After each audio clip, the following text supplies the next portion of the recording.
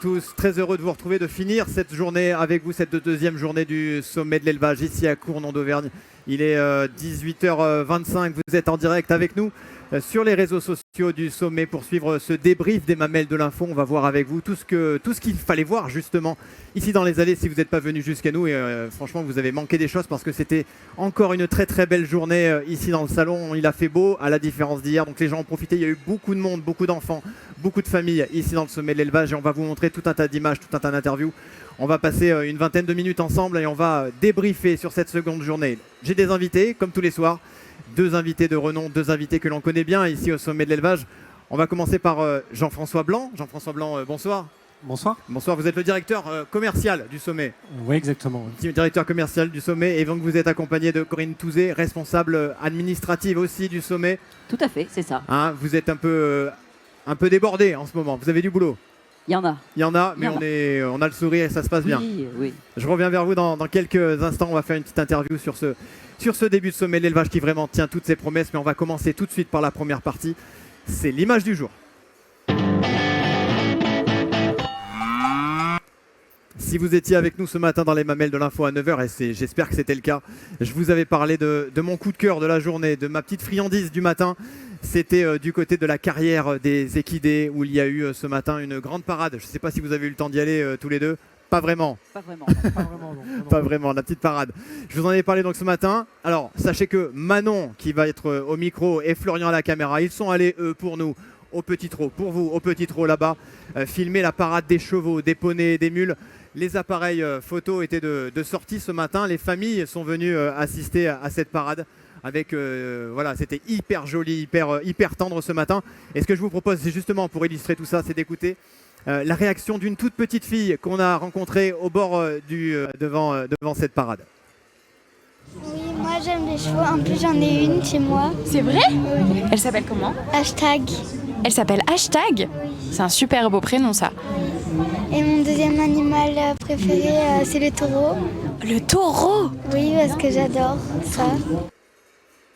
Voilà, j'adore les taureaux. Moi, j'ai le sourire niais, je la regarde, j'ai le sourire Béa, la petite fille. Alors, sachez qu'on a fait une rencontre très particulière ce matin. On est tombé sur un éleveur de meringues. Là-bas. Oui, monsieur, un éleveur de meringues. Ça vous étonne? Ah oui, oui. Eh ben, je vais vous montrer qu'au sommet de l'élevage, on a de la ressource. Regardez cette image. Voilà qui était l'éleveur de meringues. Vous êtes heureux d'être ici aujourd'hui? Bien sûr qu'on est heureux d'être ici. C'est la consécration d'une année de travail. Est-ce que vous pouvez nous présenter votre magnifique cheval qu'on voit juste devant nous? C'est Meringue de Maison Rouge, donc c'est une pouliche de 2 ans qui est issue de notre élevage. On est le haras de Maison Rouge en Corrèze à Saint-Bonnet-Près-Bord. Eh bien écoutez, merci d'être présent parmi nous en tout cas. Bonne journée, bonne journée. Merci à vous. Voilà notre éleveur corrézien de meringues. Voilà des plaisirs simples auprès des animaux pour redécouvrir ce métier forcément passionnant, ce métier forcément exigeant. On est allé, je vous l'ai dit tout à l'heure d'ailleurs, en préambule, il y a eu énormément de monde aujourd'hui dans les allées. C'était très serré. Il a fait beau, il a fait frais, mais il a fait beau. Et on est parti là aussi vous demander quelle est votre bonne raison de venir ici au sommet de l'élevage. Je peux vous dire que chacun a une bonne raison de venir ici et de venir se faire plaisir. Écoutez ce petit micro-trottoir réalisé par nos équipes. Les lunettes de soleil pour ce deuxième jour de sommet. Oui, bah oui, tant mieux. Hein. Ça fait plaisir. Oui, avec ce soleil, c'est appréciable. Hein. Prendre l'air, on voit des belles choses, du matériel, des beaux animaux. Ça change un peu du quotidien. Sous le soleil en plus. Et sous le soleil, c'est génial. Meilleur aujourd'hui qu'hier, effectivement. Vous étiez là hier? Ah ben oui, hein. Deuxième jour. On est là depuis le début pratiquement. Ça fait plaisir de revoir le soleil. Je vois que vous avez sorti le chapeau, les lunettes de soleil. Tout va bien.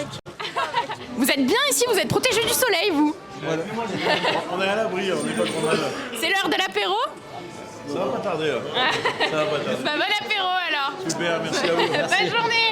Voilà, bon, si l'apéro c'est avec modération, le plaisir lui c'est en illimité ici au sommet de l'élevage pour cette deuxième journée ici à Cournon d'Auvergne. C'est l'occasion pour moi d'enchaîner sur la deuxième partie, c'est celle du meilleur concours.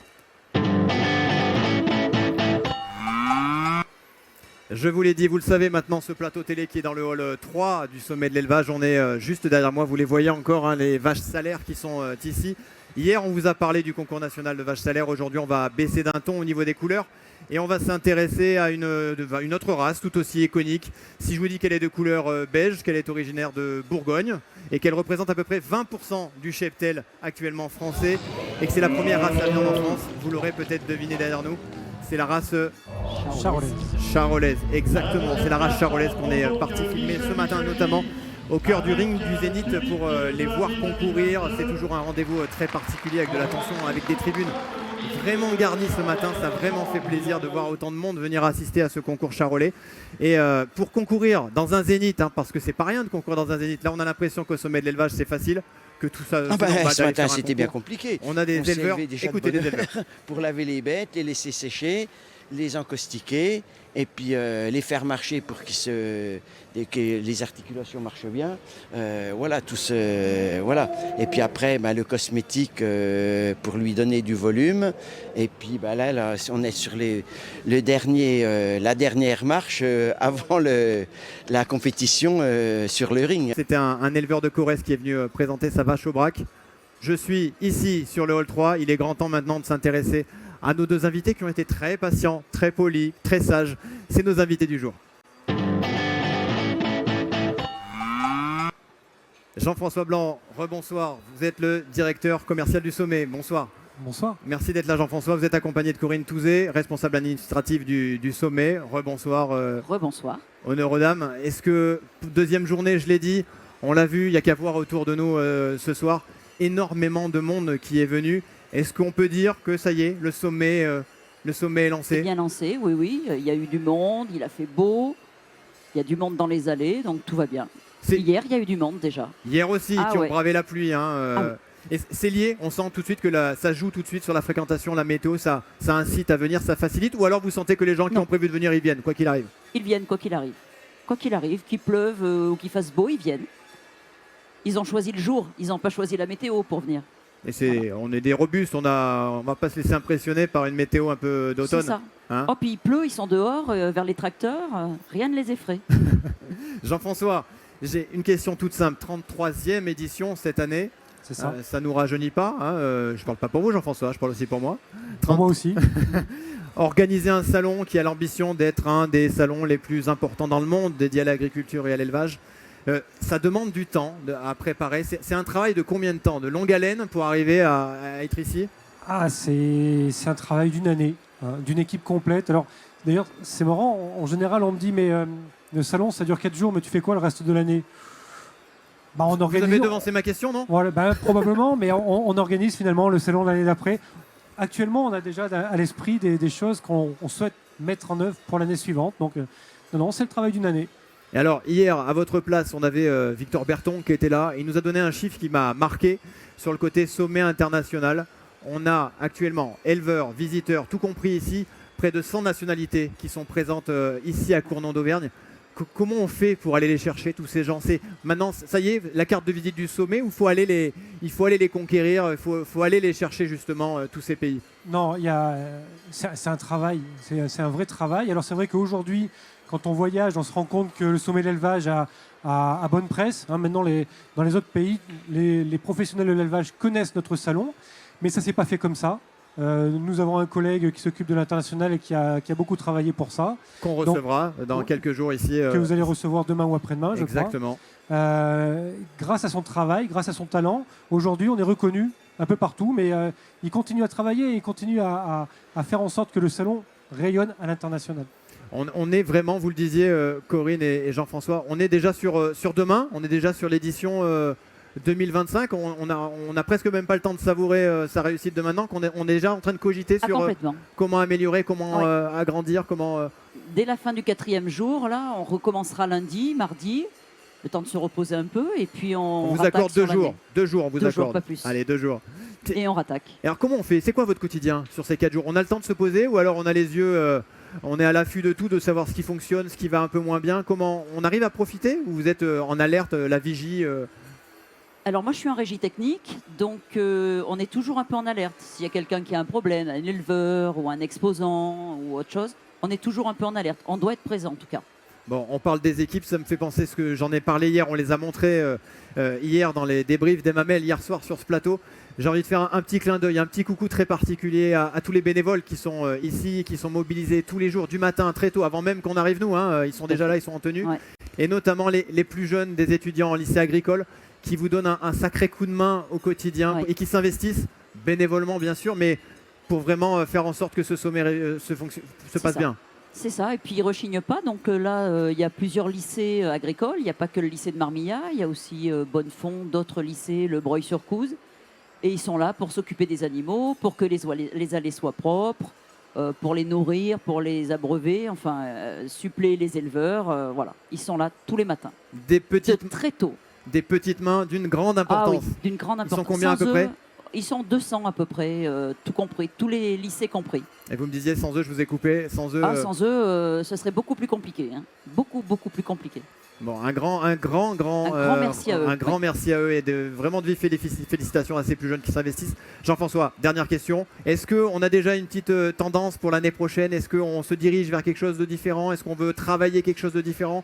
Est-ce qu'on veut voir encore plus grand peut-être? Qu'est-ce que vous pouvez nous dire peut-être sur l'édition de demain? L'année prochaine, cette année c'est formidable, l'année prochaine ce sera encore mieux. Voilà, c'est la seule chose que je peux vous dire. Est-ce qu'on fera mieux que cette phrase?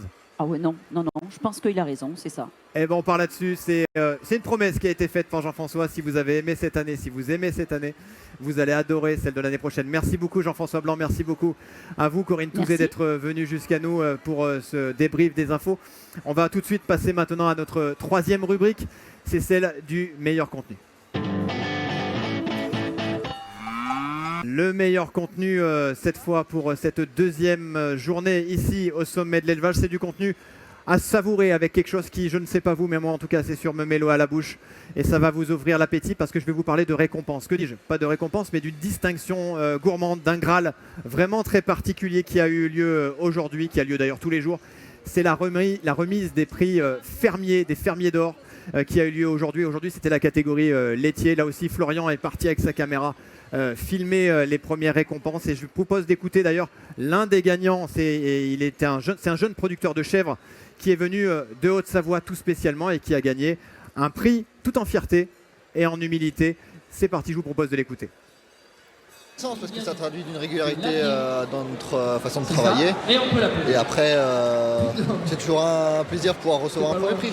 Est-ce que vous pouvez nous montrer votre fermier d'or à la caméra?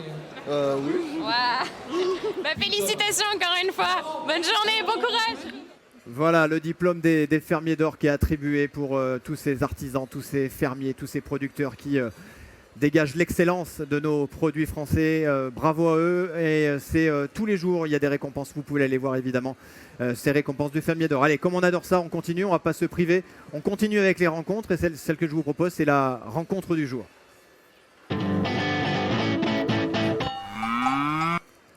La rencontre du jour, ou plutôt les rencontres du jour. Moi, je les ai approchés tout à l'heure. J'ai cru que c'est des rockstars ici au sommet de l'élevage. Ils sont sollicités à n'en plus finir. Ce sont des agriculteurs, oui, mais des agriculteurs vedettes parce qu'ils passent à la télé. Alors, s'ils passent à la télé, vous avez peut-être deviné, c'est le comptoir ADP. ADP, derrière ce sigle un peu barbare, se cache L'amour est dans le pré, l'émission iconique. Qu'est-ce que ça fait, Lolo, d'être une star sur ce sommet? Là, vous employez un grand mot. Bonjour. Quand même, on vous a demandé de faire un selfie. Ah oui, ça nous arrive régulièrement. Mais vous savez, là, vous êtes au stand des agriculteurs, de l'amour est dans le pré. On est exposant dans toute la France. On va partout dans toute la France. On voit régulièrement du monde. Et c'est une émission vraiment de partage, d'amour. Et l'amour, c'est ce qu'il y a de plus beau. Bon, vous avez reconnu Lolo, ils m'ont coupé la chic à la régie, ils m'ont envoyé l'extrait de Lolo. Je ne sais pas si vous vous en rappelez, Lolo en 2019, l'agriculteur de l'amour est dans le pré. On va revenir à vous, hein, nos invités, ne vous inquiétez pas, je ne vous ai pas oublié. Lolo, l'amour est dans le pré. Et cette année, l'émission a repris. Évidemment, c'est la 19e édition qui passe actuellement sur M6 de ces agriculteurs, agricultrices qui essayent de trouver l'amour et qui vont trouver l'amour, on l'espère. Et on a l'un d'eux, c'est rare que pendant une émission en cours, on ait un agriculteur ici, et c'est Ludovic. C'est un vigneron occitan qui est en train de chercher l'amour sous les caméras d'M6 et il est présent et vous allez voir, il a un accent qui est pas tout à fait auvergnat. Moi je suis qu'un humble personne derrière un petit stand. Je suis admiratif des anciens qui sont là et puis je prends exemple et j'apprends de leurs expériences. Et on est là pour partager un moment, ni plus ni moins, dans la simplicité de l'instant fugace. Ça fait plaisir de vous voir en tout cas sur le sommet. C'est un honneur et un plaisir de vous rencontrer, d'être accueillis par ce salon et puis de partager un moment avec plein de gens différents. Ça leur fait un bien fou. Voilà, pour reprendre ce qu'a dit Ludovic, le plaisir de l'instant fugace. C'est de la poésie, c'est ça le sommet aussi de l'élevage ici à Cournon d'Auvergne. Allez, on se refuse rien, je vous les ai un peu teasés. Cette fois, ce sont 2 invités de renom, 2 invités de marque, 2 invités de prestige que l'on adore, que l'on s'arrache. Ils sont en exclusivité sur nous, chez nous, sur ce plateau. Je vous ai bien vendu là. Ah oui, là c'est impeccable. C'est top là. Ce sont nos 2 invités supplémentaires du soir. De la tradition française, de l'amour de la cuisine française. Ils viennent de pas très loin, ils viennent de la Bresse, de la Bourgogne, si je ne dis pas de bêtises. Je vais commencer par les dames, je vais être galant, je vais commencer avec vous. Pauline Badin. Oui, bonjour. Merci Pauline d'être là avec nous. Eh ben, merci à vous pour l'invitation. Déjà, félicitations, très belles lunettes. Merci. Hein, on ne voit qu'elles. Et alors sur votre veste, je ne sais pas si on le voit, vous êtes productrice de volailles de Bresse.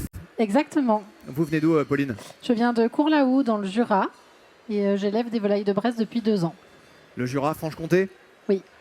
J'ai révisé, j'ai révisé. Avec vous, qui est venu ici sur ce plateau, alors là, attention. Là, on a le représentant de la confrérie des poulardiers de Besse.